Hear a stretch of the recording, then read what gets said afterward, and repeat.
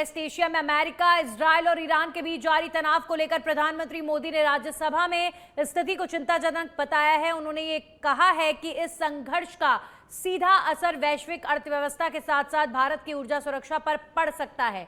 खास तौर पर हॉर्मुज स्ट्रेट का जिक्र करते हुए पीएम ने कहा है कि यहां किसी भी तरह की बाधा से तेल, गैस और उर्वरकों की सप्लाई प्रभावित हो सकती है। और उन्होंने ये भी बताया है कि सरकार ने हालात पर नजर रखने के लिए 7 एम्पावर्ड ग्रुप बनाए हैं। साथ ही भारतीय नागरिकों की सुरक्षा को प्राथमिकता देते हुए अब तक लाखों लोगों को सुरक्षित वापस लाया गया है। पीएम ने कहा है कि भारत शांति संवाद के जरिए समाधान का पक्षधर है और हर संभव प्रयास जारी हैं।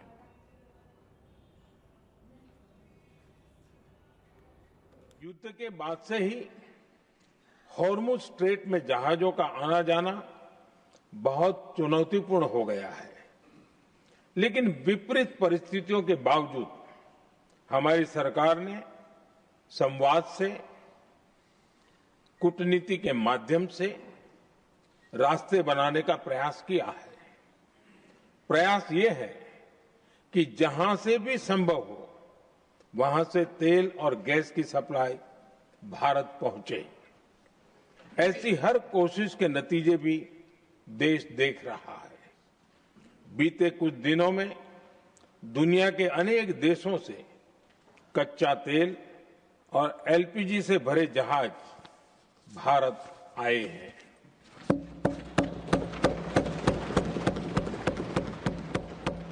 इस दिशा में हमारे प्रयास आने वाले दिनों में भी जारी रहेंगे।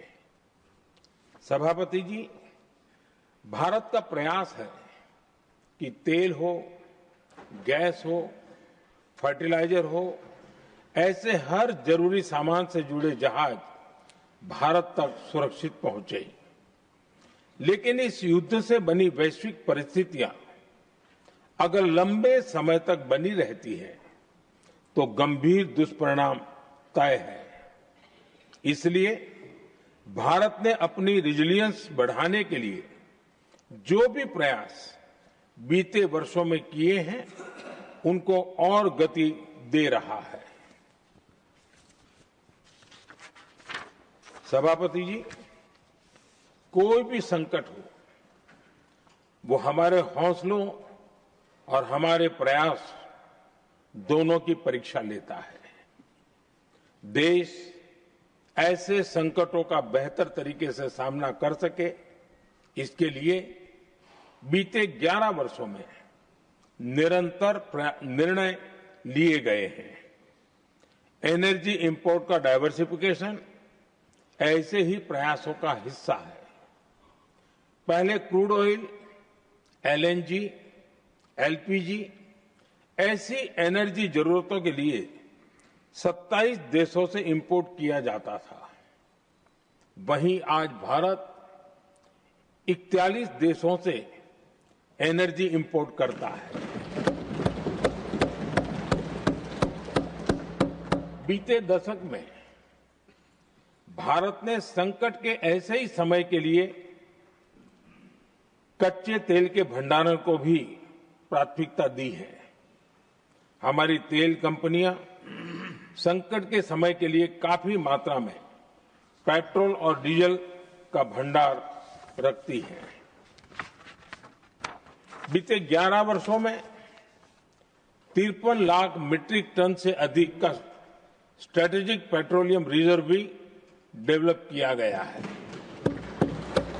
और 65 लाख मीट्रिक टन से अधिक के रिजर्व की व्यवस्था पर देश काम। वहीं राष्ट्रपति द्रौपदी मुर्मू ने राष्ट्रपति भवन में सांस्कृतिक केंद्र में उत्तर प्रदेश, राजस्थान, मिजोरम और नागालैंड, त्रिपुरा, सिक्किम और झारखंड के सांसदों की नाश्ते पर मेजबानी की है। इस अवसर पर विभिन्न राज्यों के जनप्रतिनिधियों ने भाग लिया और आपसी संवाद के साथ समसामयिक मुद्दों पर चर्चा भी की गई है। यह आयोजन सांसदों के बीच बेहतर समन्वय और संवाद को बढ़ावा देने के उद्देश्य से आयोजित किया गया। राष्ट्रपति द्वारा आयोजित इस तरह के कार्यक्रम संसद सदस्यों के बीच सहयोग और अनुभव साझा करने का एक महत्वपूर्ण मंच प्रदान करते हैं।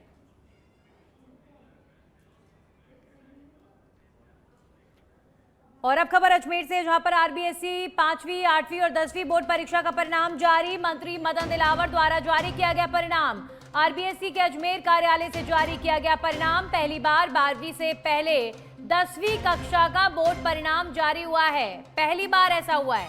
10 लाख से अधिक बच्चे पंजीकृत हैं। साथ ही प्रवेशिका परीक्षा का भी परिणाम जारी किया गया। आरबीएसई 10वीं बोर्ड का परिणाम 94.23% रहा है। 93.63% छात्र और 94.20% छात्राओं का जो परिणाम है वो रहा है। तो यहाँ पर जो छात्राएं हैं वो आगे निकलती हुई नजर आ रही हैं। 94.20% बच्चियां जो है वो पास हुई हैं। 93.63% बच्चे यानी छात्र जो मेल स्टूडेंट्स हैं वो पास हुए हैं। ऐसा पहली बार हुआ है जब 10वीं परीक्षा का परिणाम 12वीं से पहले आया हो। ये राजस्थान बोर्ड की परीक्षाओं का परिणाम है। 10वीं बोर्ड का परिणाम आ चुका है।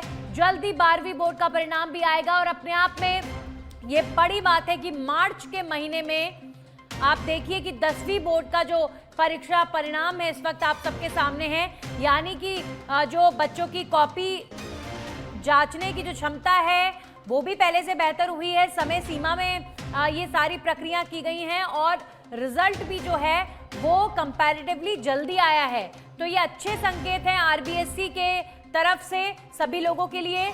10वीं परीक्षा का परिणाम सबके सामने आ चुका है। 12वीं का जल्दी सबके सामने होगा। ये पहली बार हुआ है जब 10वीं का परिणाम 12वीं से पहले आया हो। 10 लाख से अधिक बच्चे पंजीकृत रहे। 10 लाख से अधिक बच्चों का परिणाम जो है आज आ चुका है। साथ ही प्रवेशिका परीक्षा का भी परिणाम जारी किया गया है।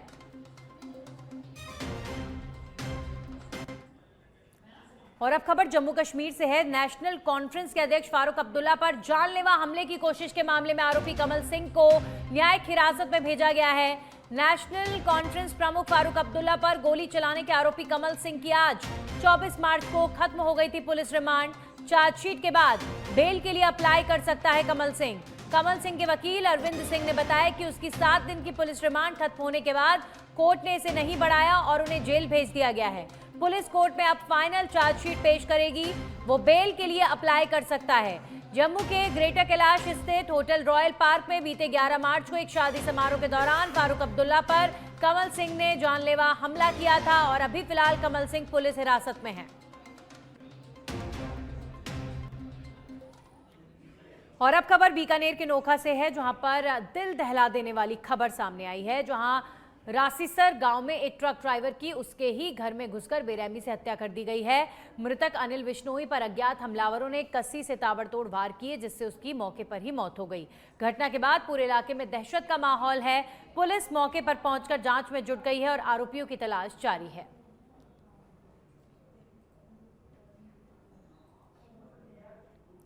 झालावाड़ के खानपुर से खबर है, जहां पर अवैध मादक पदार्थ तस्करों के खिलाफ पुलिस ने बड़ा ऑपरेशन चलाया है। खानपुर थाना पुलिस ने कार्रवाई करते हुए 2 तस्करों को गिरफ्तार किया है और उनके कब्जे से करीब 1 किलो 355 ग्राम गांजा बरामद किया गया है। साथ ही तस्करी से जुड़े नगद रुपए और बाइक भी जब्त की गई। पुलिस अब आरोपियों से नेटवर्क को लेकर पूछताछ कर रही है।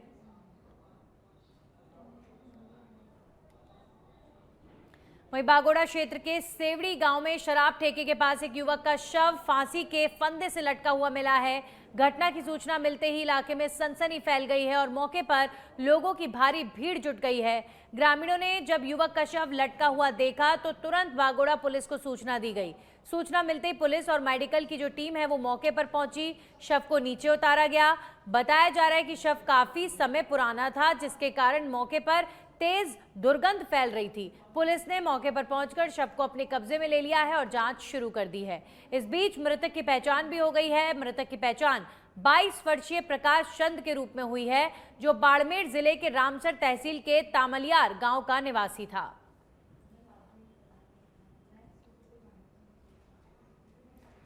और अब खबर धौलपुर से है। जिले से एक दिल दहला देने वाली खबर सामने आई है। देहोली थाना क्षेत्र के अतरौली गांव में 3 साल की मासूम बालिका का पिकअप वाहन के नीचे आने से दर्दनाक मृत्यु हो गई है। हादसे के बाद पूरे गांव में शोक और आक्रोश की लहर दौड़ गई है। घटना की जानकारी मिलते ही पुलिस मौके पर पहुंची। पुलिस ने चालक को हिरासत में लेकर पूछताछ शुरू कर दी है और शव को पोस्टमार्टम के लिए जिला अस्पताल भेज दिया गया है।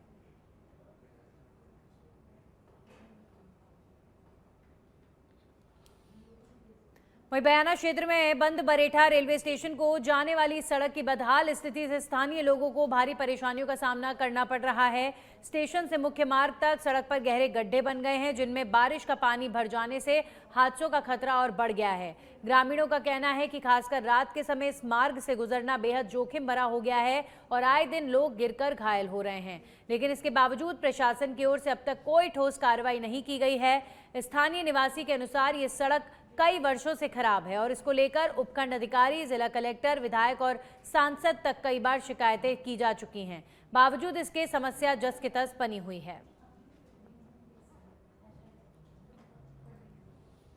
प्रसाद जी है बारेठा वाले।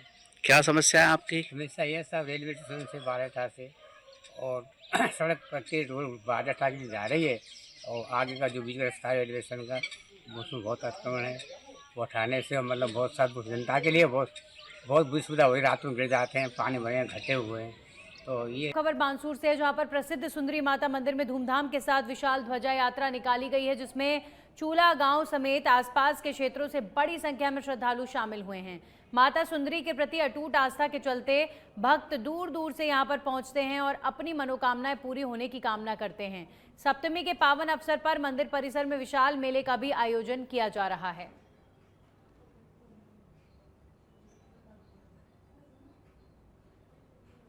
हमारे यहाँ ग्राम चूड़ा में कल माता सुंदरी का मेला भरेगा तथा आज सभी ग्राम चूड़ा के भक्तगण जो भी हैं ध्वजा लेकर माता के यहाँ पे पद यात्रा आज जाएंगे। उसके बाद में जो कल मेला भरेगा, इसमें दूर दूर से श्रद्धालु आते हैं माता के मेले में और माता सभी पे अपनी कृपा बनाए रखती है।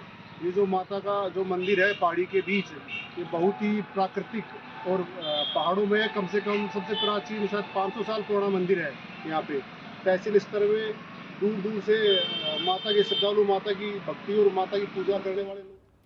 वहीं अलवर से खबर है, जहां पर सामान्य चिकित्सालय में टीबी की बीमारी के खिलाफ जागरूकता अभियान चलाया गया। नुक्कड़ नाटक के जरिए लोगों को इस बीमारी के लक्षण, फैलाव और बचाव के बारे में जानकारी दी गई। डॉक्टरों ने स्पष्ट किया कि टीबी लाइलाज नहीं है और सही समय पर इलाज लेने से इसे पूरी तरह खत्म किया जा सकता है। 24 मार्च को वर्ल्ड इंटरनेशनल ट्यूबरकुलोसिस डे होता है। इस दिन जो है हमारे जो जितने भी क्षय रोग या फिर टीबी जिसको बोलते हैं, उससे जितनी भी रिलेटेड प्रॉब्लम्स होती हैं वो उसके बारे में सबको बताया जाता है। ये बीमारी जो है ये ट्रीटेबल भी है, जिसका इलाज भी हो जाता है, और ये प्रिवेंटेबल भी है, जिससे बचा भी जा सकता है। इसके लिए सबसे ज़्यादा ज़रूरी है कि सारे लोग जितने भी हैं उनको इसके बारे में पता होना चाहिए। तो उसी के लिए कार्यक्रम किया गया और ये हर साल किया जाता है। उम्मीद है कि इससे सबको फायदा होगा। आज 24 मार्च 2026 आज वर्ल्ड ट्यूबरकुलोसिस डे के नाम से हम सेलिब्रेट करते हैं और हिंदी में इसको क्षय रोग बोलते हैं। जैसे कि हम जानते हैं कि ये एक सांस से रिलेटेड बीमारी है, श्वास से, और जो फैलती है ये एक इंसान से दूसरे इंसान से हवा के माध्यम से फैलती है और मुख्यतः ये फेफड़ों को इफेक्ट करती है। तो इसकी जागरूकता के लिए आज हमारे मेडिकल कॉलेज के बच्चों ने एक नुक्कड़ नाटक किया है, जिससे कि सब लोगों में अवेयरनेस हो। दूसरी चीज ये है कि हर एक जो हमारे सरकारी संस्थान है, सब में इसकी जांच एवं इसका ट्रीटमेंट मुफ्त अवेलेबल है, तो सब इसका फायदा उठाएं। और अब खबर जोधपुर से है, जहां पर जीवन ज्योति अस्पताल के पास एक विकलांग यात्री के साथ दुर्व्यवहार का मामला सामने आया है। जानकारी के अनुसार बस रोकने को लेकर यात्री और कंडक्टर के बीच विवाद हुआ, जिसके दौरान कंडक्टर ने यात्री के साथ मारपीट कर डाली। विरोध स्वरूप यात्री बस के आगे लेट गया, जिससे मार्ग पर यातायात प्रभावित हुआ। घटना की सूचना मिलते ही पुलिस मौके पर पहुंची और हालात को नियंत्रण में लाया गया। पुलिस ने कंडक्टर को हिरासत में लेकर थाने पहुंचा दिया है। फिलहाल सीएचपी थाना पुलिस पूरे मामले की जांच कर रही है और तथ्यों के आधार पर आगे की कार्रवाई की जाएगी। ठीक है, बटी बावड़ी के हम टेम्पू देने के डायरेक्ट बड़े मोड़ से मैं उतरता था। जन ओ मन करे रोड को टेम्पू थोड़ी है तो बस है, तो मैं क्या सरकार कानून है जो काम आई वो तो ये तो काम करो, सरकार आप काम करे। मैं जिसे बोलो मैं उधर मैं हॉस्पिटल जाऊं है किसी तरह के थार कानून ये पास हट जा, इतनी बात करे कानून कानून कर दे तो मैं 500 दिन लागो 5 दिन लग 4-5 बात ठोकियो तना मैं पकड़ लियो। मैं मजबूत पकड़ लियो। किसने मारी आपको? ये कंडक्टर रोडवेज कंडक्टर ने मारी मैंने, और मैंने ये पकड़ लिया था, नहीं वरना मैं गिरता था। चलती रोडवेज भी चालू करी, फिर मेरे को लात मारी इसने। अब आप क्या चाह रहे हो? अब मैं इस पे कार्रवाई करवाना चाहते हैं इसको।